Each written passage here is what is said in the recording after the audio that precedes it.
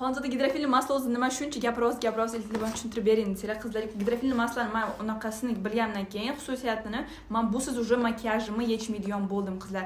Bu bizning tonalkamiz, SPF'imiz, ko'chadagi kirlarimizni makiyaj qilmasangiz ham kun bo'yi yig'ilgan yuzingizdagi kirlaringiz juda ham zo'r tozalab beradi. Kun bo'yi baramizda yuzimizda yog' ajratilinadi va o'sha yog'larga bizning mikrob, o'sha ko'chadagi mikroblar, changlar hammasi yopishadi va shu juda ham zo'r unaqa tozalab beradi. Bundan keyin обязательно gidrofilli maslani yuvib bo'lgandan keyin penka yoki unaqa penka gellar ishlatish kerak bo'ladi yuvorish uchun.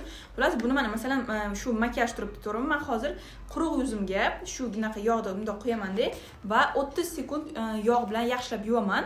Keyin уже penka bilan shu hammasini yuvaraman. O'shandagina men yuzim top-toza bo'ladi, chorlik tochkalar bo'lmaydi. Yuzim yaxshilab tozalanadi. Tonalka surasizmi, SPF surasizmi, hech nima surmaysizmi, baram juda ham muhim. Imni gidrofilli masla ishlatish qizlar.